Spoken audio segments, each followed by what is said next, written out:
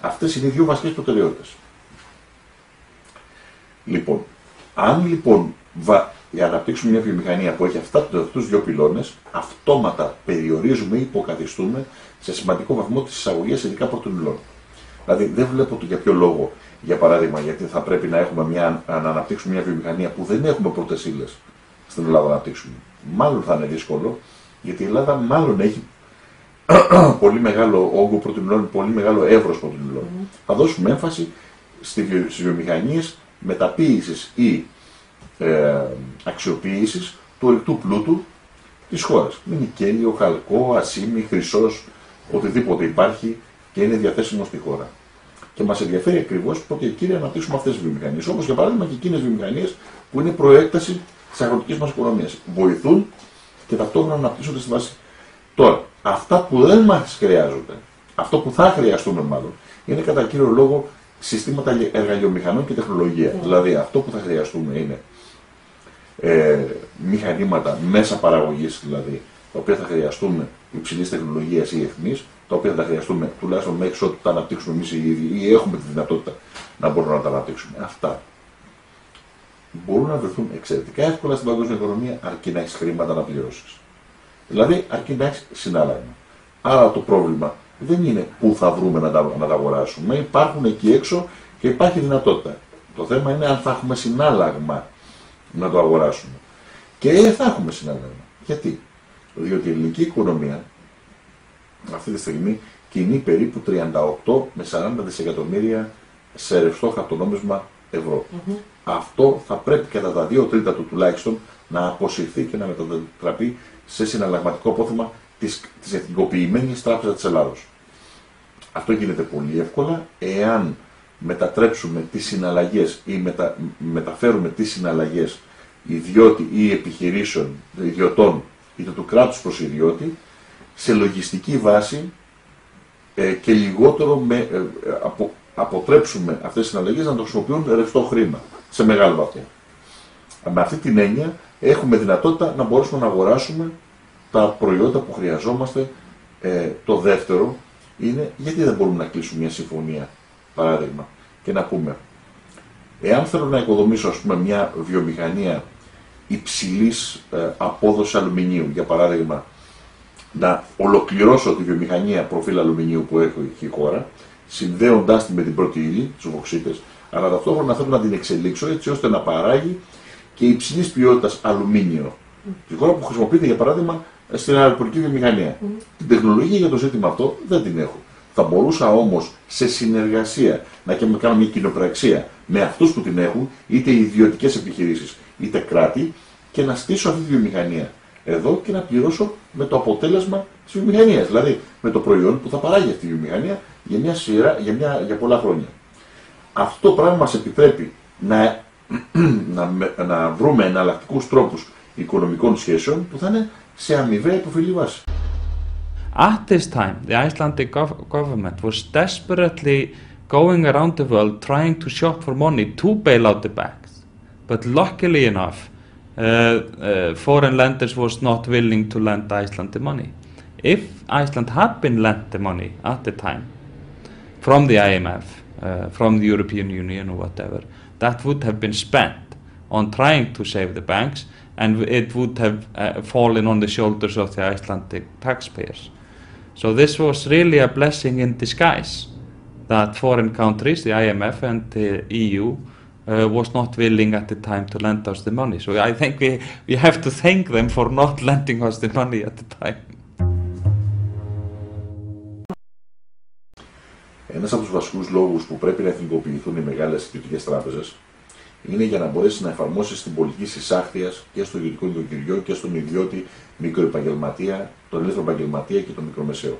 Θα πρέπει πάση θυσία να σβηστούν οι υποχρεώσεις τους προς τράπεζες, ειδικά εκείνων των νοικοκυριών και των μικρομεσαίων επιχειρήσεων που αδυνατούν να εξυπηρετήσουν τα χρέη τους, ειδικά στις συνθήκες τέτοιας ύφεσης. Για να μπορέσει να ανασάνει η αγορά, αυτό που λέμε να ανασάνει η αγορά, να μπορέσει δηλαδή να διοχετευτεί πάλι η αγοραστική δύναμη που υπάρχει ή όποια υπάρχει ή έχει αναπομείνει στο νοικοκυριό ξανά στην αγορά και όχι προς τις τράπεζες. Αυτό το πράγμα μπορεί να το κάνει μόνο το κράτος. Μόνο όταν το κράτος πάρει τις τράπεζες στα χέρια του μπορεί να σβήσει αυτά τα δάνεια. Στο παρελθόν έχει γίνει 4 φορές στην ελληνική οικονομία. Πάντα σε συνθήκες πολύ μεγάλης ύφεσης. Είναι από τα μέτρα που παίρνει το κράτος ώστε να μπορεί να ανακάμψει γρήγορα η εσωτερική αγορά. Οι τράπεζες έχουν ξεκινήσει να διαγράφουν δάνεια πολιτών. Υπολογίζεται πως μέχρι τα τέλη του 2011 είχαν διαγράψει οφειλές που έφταναν συνολικά τις 196 δισεκατομμύρια κορώνες ή 1,2 δισεκατομμύρια ευρώ. Το ποσό αυτό αντιστοιχεί στο 13% του ακαθάριστου εθνικού προϊόντος της χώρας και κάνει την Ισλανδία να κατέχει πλέον το παγκόσμιο ρεκόρ στη διαγραφή χρέους νοικοκυριών. Τι θα γίνει με τις καταθέσεις, κύριε Καζάκη? Καταρχήν θα πρέπει να πούμε την αλήθεια στον κόσμο. Τις φάγανε οι τραπεζίτες. Τις φάγανε και τις τραπεζίτες και για αυτό τον λόγο θα τους καθίσουν στο σκαμνί. Το δεύτερο πράγμα είναι πρέπει να τις αποκαταστήσουμε. Και πρέπει να τις αποκαταστήσουμε όχι γιατί για λόγους μόνο κοινωνικής δικαιοσύνης, επειδή τις φάγανε οι τραπεζίτες, αλλά γιατί οι καταθέσεις, οι αποταμιεύσεις, να το πούμε έτσι, είναι οργανικό κομμάτι της νομισματικής κυκλοφορίας μιας χώρας. Είναι πολύ σημαντικό να υπάρχουν καταθέσεις για να μπορέσουν να δημιουργηθούν προϋποθέσεις επενδύσεων κτλ. Λοιπόν, αυτό μπορεί να γίνει όπως έγινε για παράδειγμα στην Αργεντινή. Στην Αργεντινή, όταν φάγανε τις καταθέσεις του Κοσμάκη, οι τραπεζίτες, και την κοπανίσανε, έτσι, τι έκανε, τι προσπάθησαν να το. Πώς αποκαταστήσανε τις καταθέσεις. Μπήκε το κράτος, αφού πήρε τις τράπεζες στα χέρια του, και άρχισε να δίδει σε μια ροή, δεν μπορεί να γίνει αυτόματα, αλλά με μια ροή, κρατικά έγγραφα, όπως οι παλιές διατακτικές που υπήρχαν στα Υπουργεία. Ναι.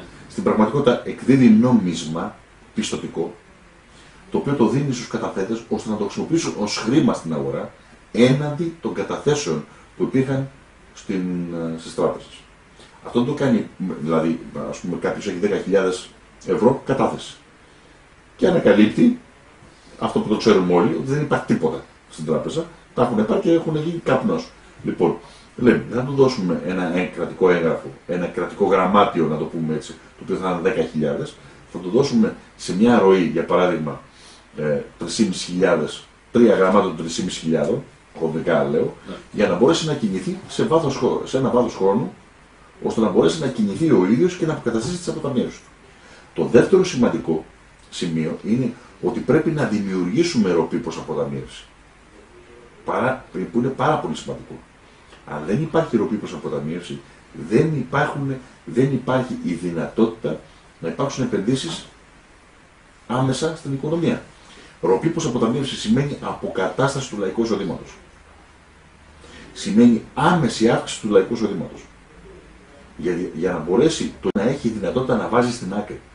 Αν δεν αποκαταστήσουμε αυτή τη δυνατότητα των οικοκυριών να βάζει στην άκρη, καμία οικονομία κάτω από οποιοδήποτε καθεστώς δεν θα έχει τη δυνατότητα να κάνει επενδύσεις. Όχι χέρι, χοντρό χέρι, στις πολύ μεγάλες περιουσίες.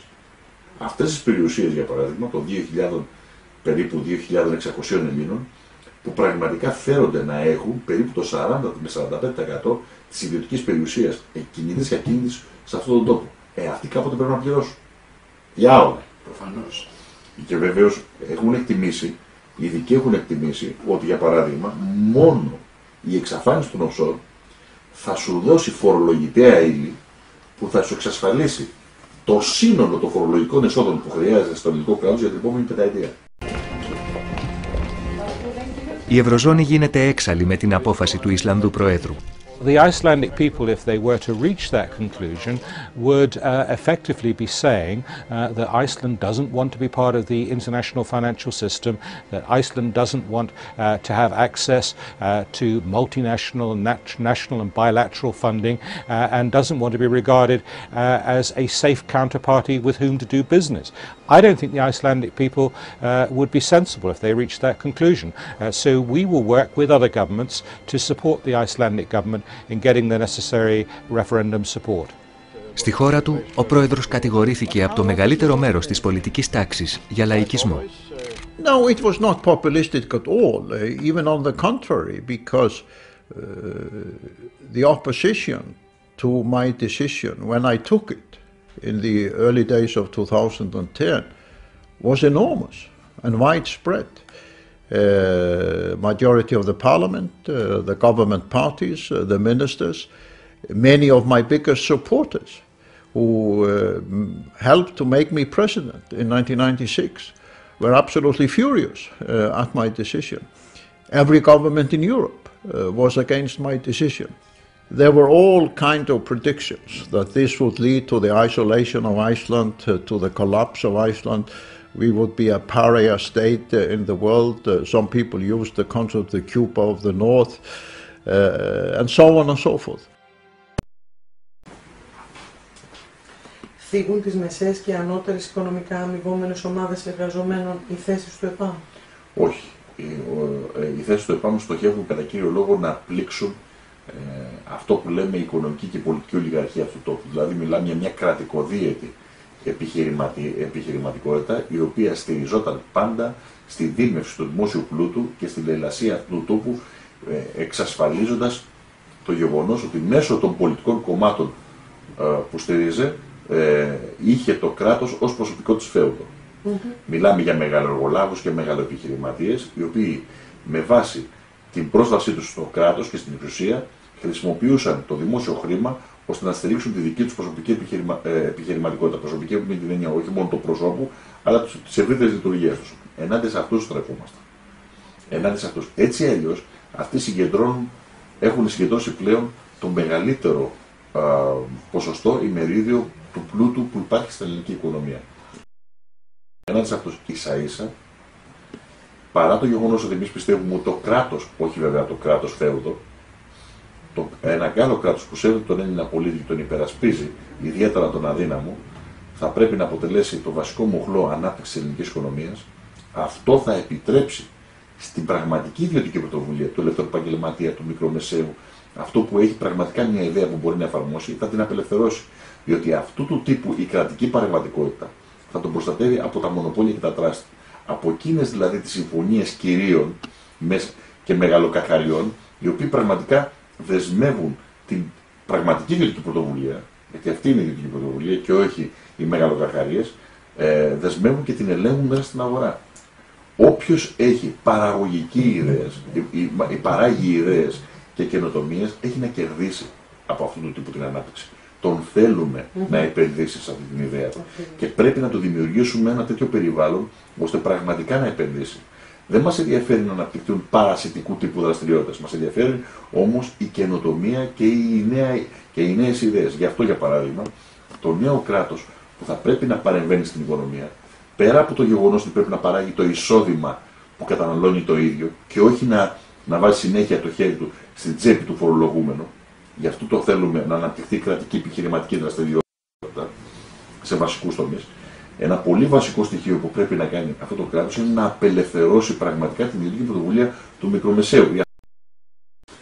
Πρέπει να γίνει από την πλειοψηφία της Βουλής, μιας Βουλής που απηχεί το λαϊκό αίσθημα, μια πράξη η οποία μπορεί να έχει συντακτικό χαρακτήρα, δηλαδή να είναι ισότιμη με το Σύνταγμα, να το πούμε έτσι, γιατί δικάζει στο όνομα του Συντάγματος πλέον από ειδικό δικαστήριο, το οποίο θα πρέπει να έχει κυρίως λαϊκούς δικαστές, αλλά και τακτικούς δικαστές ώστε να διατηρήσουν, αλλά κυρίως ορκωτή σύνθεση από ορκωτό λαϊκό δικαστήριο.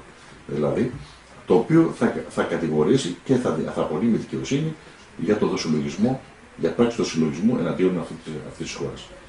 Να θυμηθούμε ότι το παλιό κατηγορητήριο του 1945 δίκαζε ως πράξη του δοσυλλογισμού ακόμη και την προπαγάνδα που έσπαιρνε την ητοπάθεια σε έναν λαό προκειμένου να υποκύψει στον κατακτητή του.